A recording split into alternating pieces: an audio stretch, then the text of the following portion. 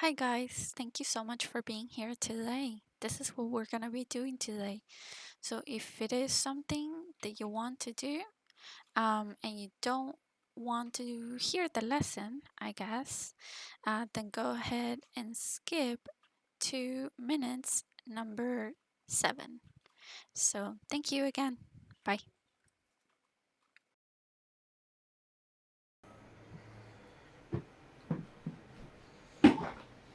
Hi there, welcome to Lulu School of Animation. Thank you so much for being here. I cannot believe to say this, but this is our 7th video.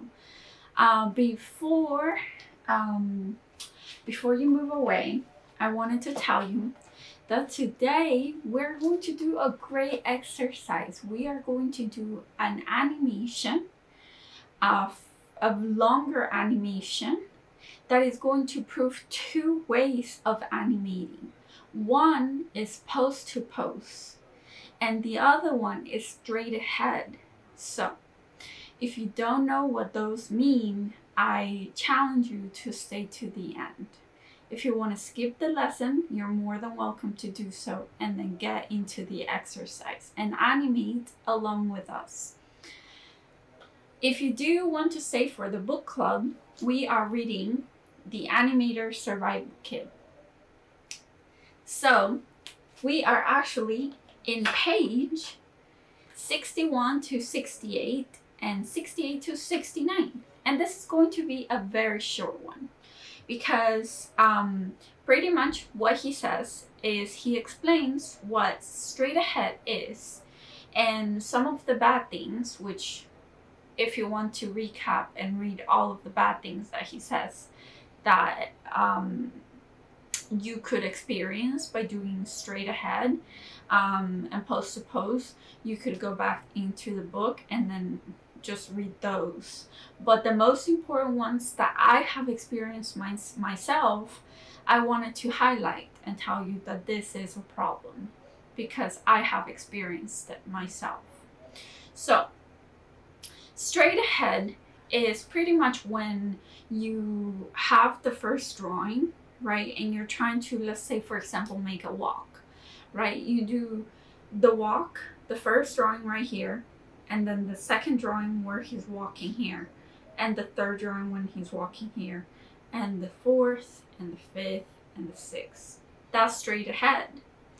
Pose to pose would be you do the drawing that goes here, you skip the drawings, and then you do the drawing that goes here. You skip the drawings, and then you do the last one. And then you in between, which is pretty much what in betweening is. You in between what's in between the two extremes, which is what we have been talking about. So that's pose to pose. So he says, if you do straight ahead, the bad thing that I have experienced myself is that the characters can actually grow and shrink. They lose proportion because you're drawing and then they start getting smaller and smaller as you keep drawing. You're just losing the shape of the character. How you start, it's just natural because you don't remember how you started with the first one. It's really natural, but it always happens, believe me, unless you're like really, really good. But I mean, he's saying he's a great animator and he's saying that it happens.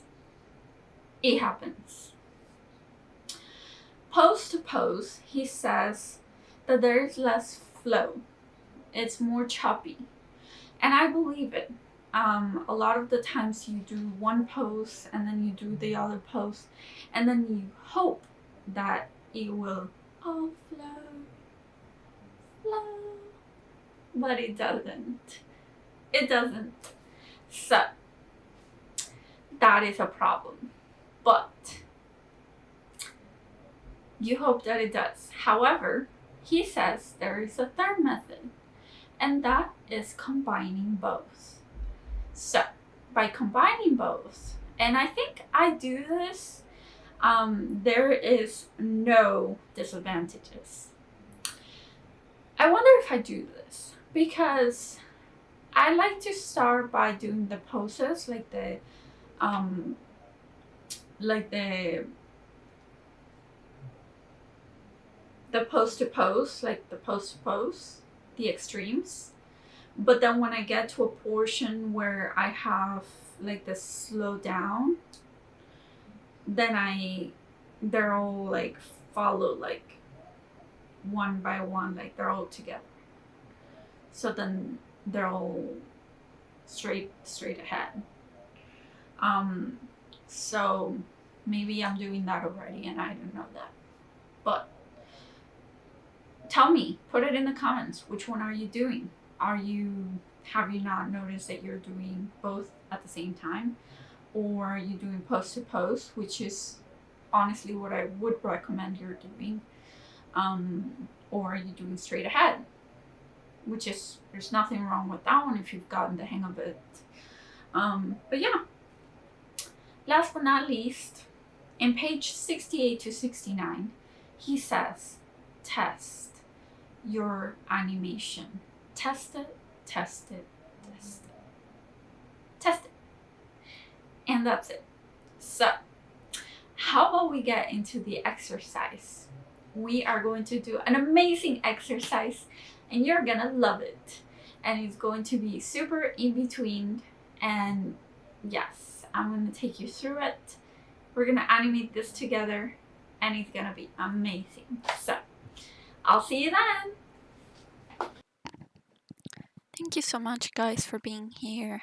The first thing that we're gonna do is turn on under settings, Canva, and animation assist. I'm gonna go ahead and start by creating our character that is going to be a little girl. So start with the head and the eyes, and oh, I should probably turn on my no disturb so you guys don't see my text messages. So here we go. Okay, let's continue. So we're going to continue with the little girl. It is normal for you to come up with a character that is easy to draw, and it's a character that it's simplistic and in the beginning, but if you want to create something more complex, then definitely be my guest. You can create whatever character you like. I usually go for something more like this. This is something that is my style. Something that I usually create. So I thought for this animation we would have a character of a little girl who has a balloon and something happens to her balloon. So that's what we're gonna go ahead and do. Now we are going to do a walk cycle, but as I did promise to in between the whole thing, I am actually going to break that promise. I'm not gonna in between the whole thing because it's gonna take forever, and unfortunately I just can't do the whole in betweening, but I'm going to do the most important steps for a walk cycle. So I do want you to go ahead and learn how to start a walk cycle, and the way you start a walk cycle is with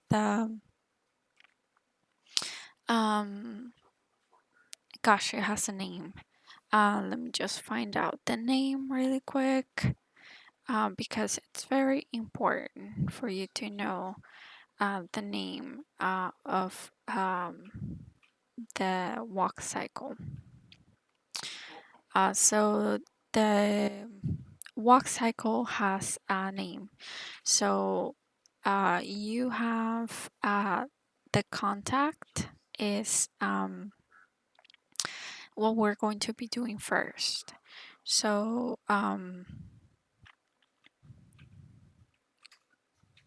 that is when the two feet are spread, is the contact. Now I'm going to do the extremes first. So I know I'm talking about the walk cycle, but first I'm going to do the extremes, which means the beginning of what happened to the little girl and how it starts and how it ends. So, what's happening to her balloon? And what happened to her balloon? It is that she let go of the balloon. So that is pretty much what's gonna happen to her balloon, is that she let go of the balloon.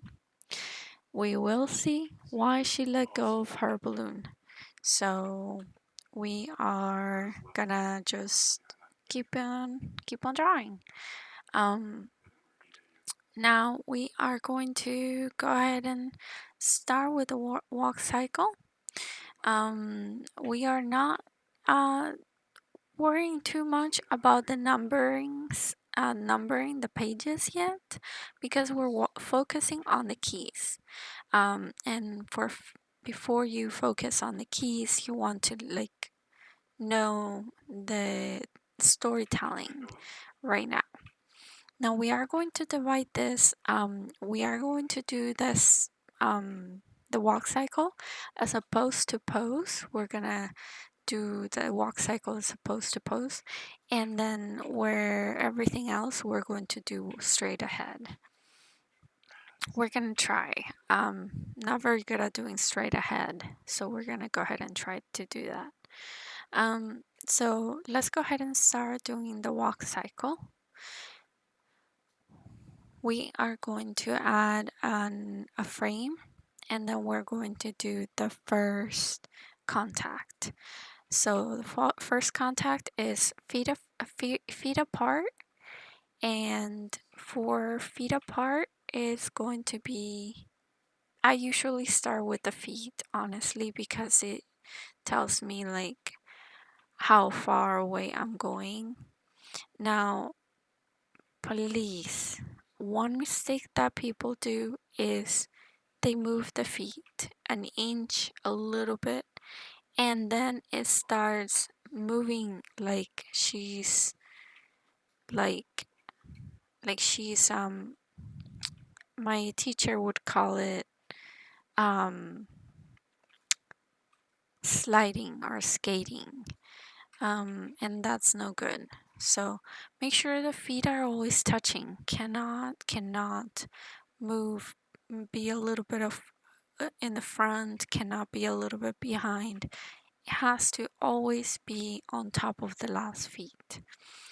So that's a tip for you guys. I'll always make sure the foot is here, like and on top of the last foot. Now her dress gives me an advantage. I don't need to worry about left and right. Um, if you did not have this kind of dress, you would have to worry about which one is her left and her right foot. You would have to really know, okay, this one is the left. The left stays behind. Now the right one goes to the front. But my dress, it doesn't, it makes me, it makes both feet look the same. So I don't have to worry about that. But for you, depending on what character you did, if it has pants, make sure that you're making sure you know which foot is staying behind. If it's the right one, make sure the left one goes to the front. So it's very important. Notice I'm doing another contact.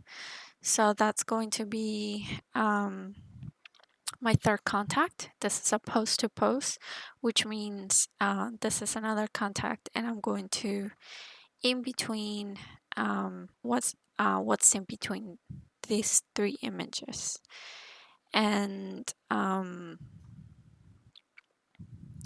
guess I'm not numbering this ones because it's a walk cycle. I know how walk cycles work, and I don't need to in between or like number the pages.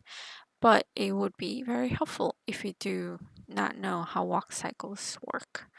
Um, I think in later on we would go into a walk cycle a little bit more in depth, but this is pretty much the basics. Is you do contacts, so feet apart, you do 3 of them, and then I'll show you which one is the next, which would be the passing. Um,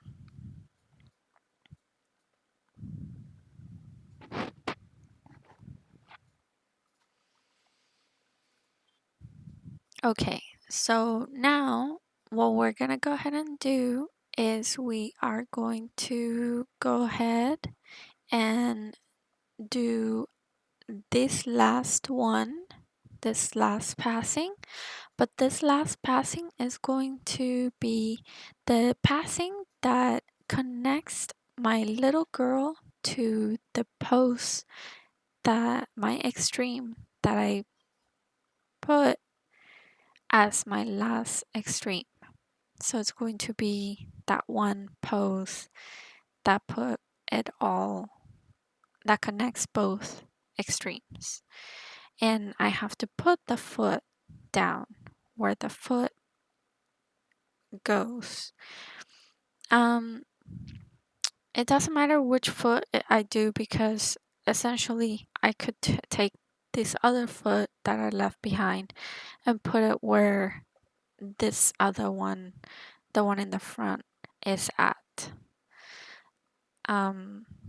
And I want to know how the animation goes, but right now it's moving too fast, so I'm gonna do a 6, maybe even a little slower. So maybe 3.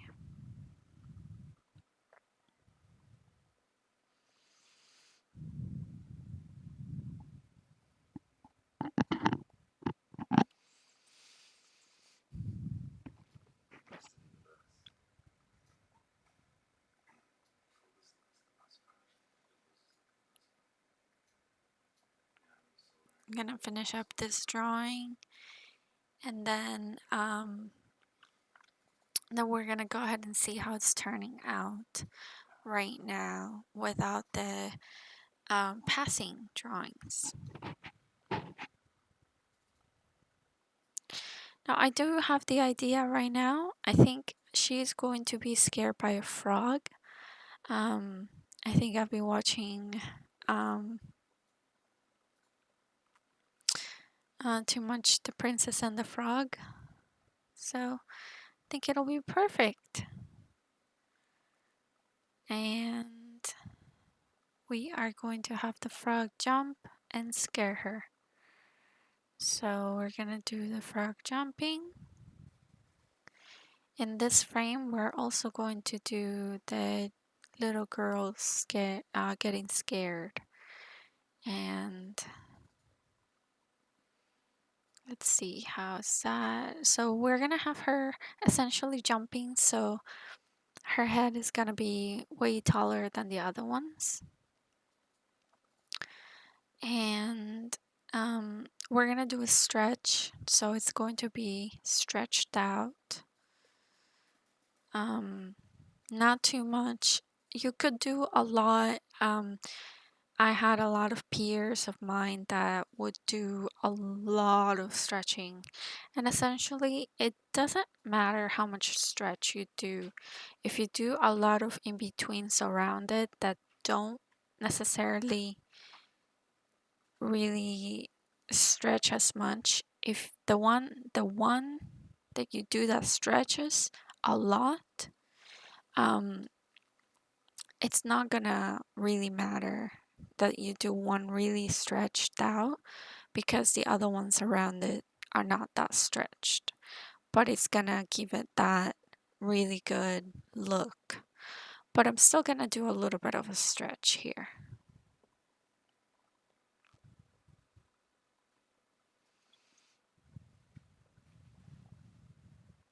I think it's looking good.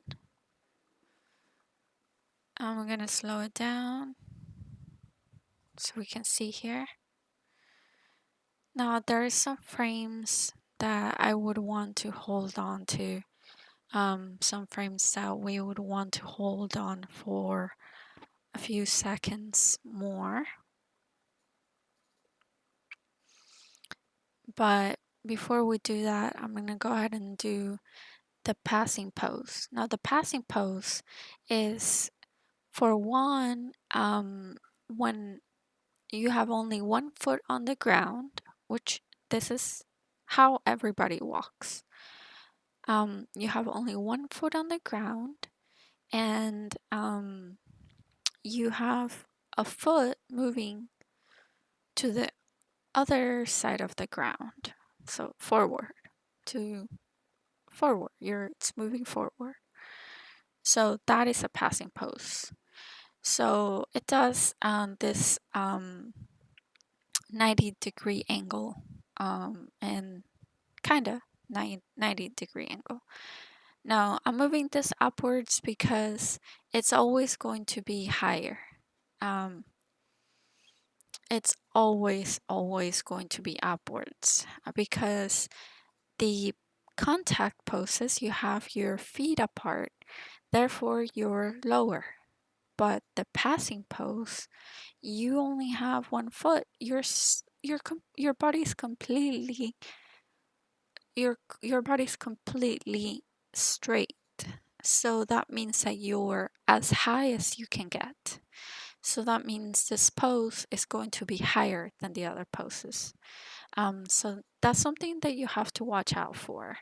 Um, you can get really good walks if you pay attention to this. There's people that walk really straight, and this is where you would add that straight walk in the passing pose. Some people walk slouched. Some people walk just, you know, there's just many walks.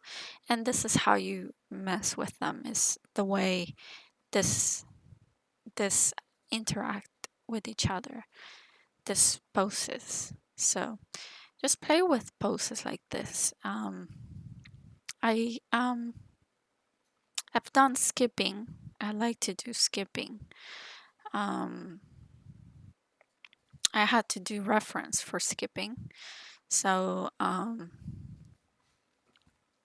but yeah, it's actually really fun. So here's my not exactly 90-degree angle, but it is my foot dragging behind, or the little girl's foot dragging behind.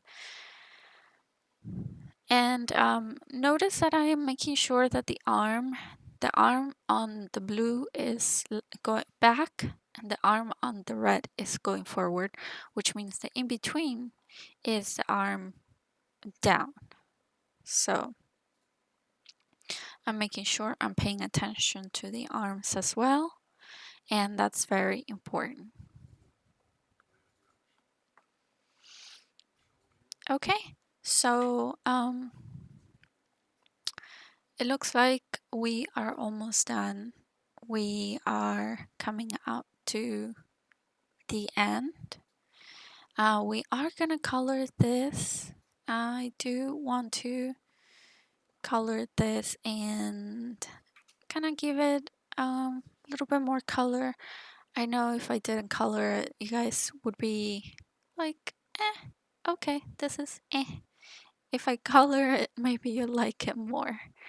Um, but you're more than welcome to do yours as you want to. Maybe you had a different idea. Maybe you were following along with a different idea. Um, but this walk cycle, hopefully, and I'll be doing many more in the future because walk cycles are very important. I remember once I tried to do a 3/4 walk cycle, and that was very challenging. And I wonder if I can still do one. And so maybe one day with you guys, I'll challenge myself to do a 3/4 walk cycle again. So, yeah, way too much to learn in animation, and I hope that I can do it with you guys. Together we can learn. And if you haven't already subscribed to my channel, go ahead and subscribe. Again, I just here I'm learning, and I want to do it with you guys. And if you subscribe, then I can release more videos, because that tells me that my time is worth it and my lessons are being heard and they're important. So it is encouraging to release more, and I'm not wasting my time. But yeah, um, we're gonna do the last few drawings, the last drawings. Oh, I think I'm missing some arms here. So I'm gonna stop it here and add some arms. Oh, and I want to teach you or show you that you can hold some of these frames. So you want to hold some frames for when the animation needs to stop in very important parts of the animation. For example, um, if let me see really quick. I think right now I'm trying to fill in the little gaps.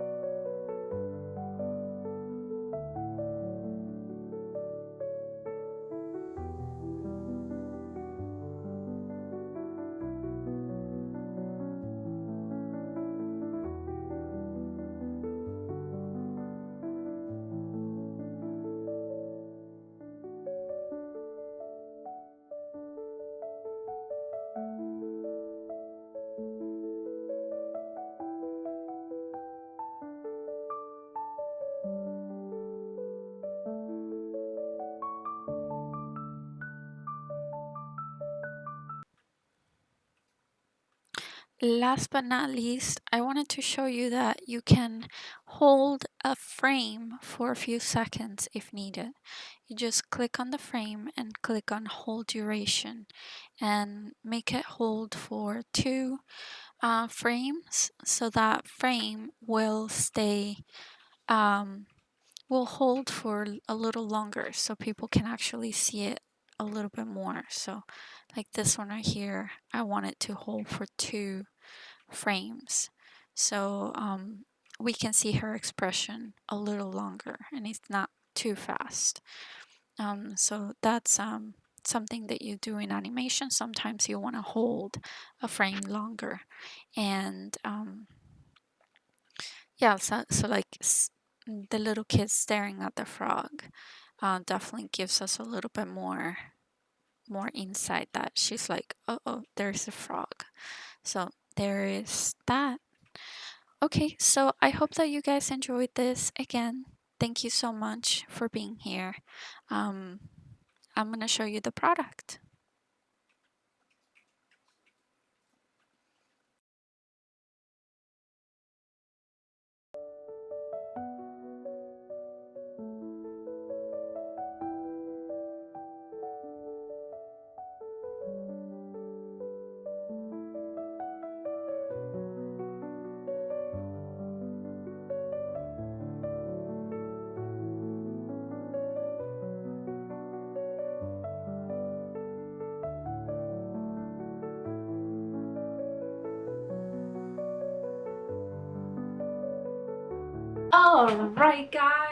Alright guys, well, thank you so much for being here. I hope that you enjoyed the animation. I hope that you enjoyed the lesson for today. And I hope you do subscribe. I appreciate you subscribing. It means a lot to me. Because that means that more people are watching my videos. And that means that I'm helping more people to learn with me. Honestly, I'm not gonna say like I'm like, oh my gosh, I'm like the best artist. But I'm learning as I go. I'm learning with you guys, and you guys are helping me grow. So if you subscribe to my channel, that means that this is what I'm doing is worth it. And I want it to be worth it. So subscribe, hit the bell button, and I'll see you in the next video. Also, check out the figure drawing videos that I'm doing and the character design videos that I'm doing. So, yes, I'll put them here and here. Bye!